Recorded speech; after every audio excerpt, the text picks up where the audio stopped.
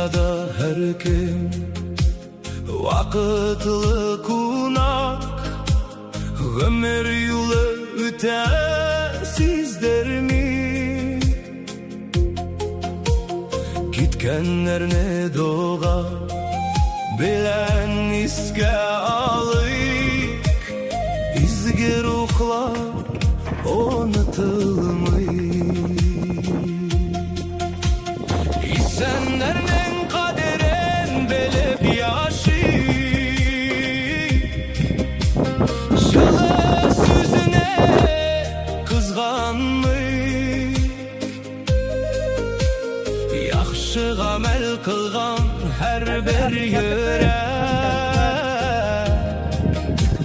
kara tünne yaktırdı. Döres yaşı keşe bulup yaman yolga borulmayın. Etiyeni hakın haklap kartaygaçta kaldırmayın.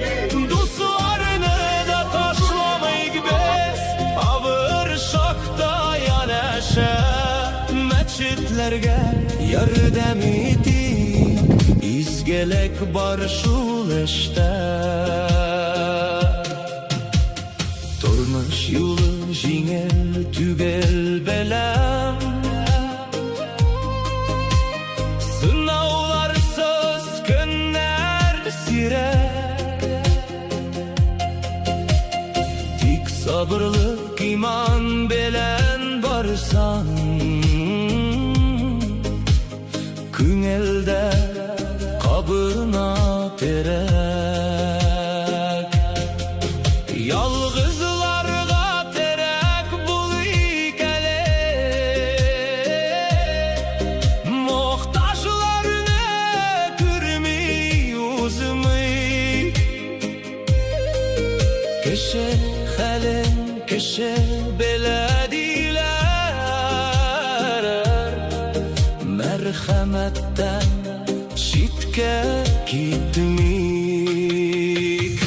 Döres yaşı keşe bulup yaman yolga borulmay.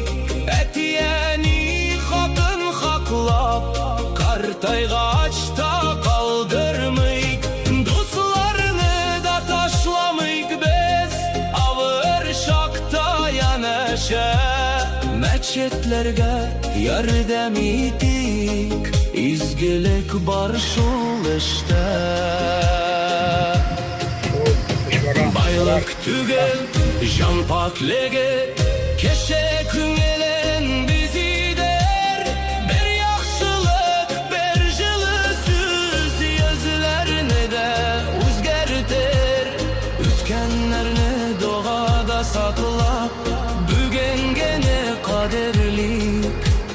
İsenlerini olulap yaşa, keşe bulup gönül etik. Döres yaşı keşe bulup namus bilen iman bilen, gitkenlerine iske alıp isenlerine hürmet etip. Etiyeni inzur hazine dostluk yürek direge. Meçetlerge yardım etip, tabik turmuş mağnası.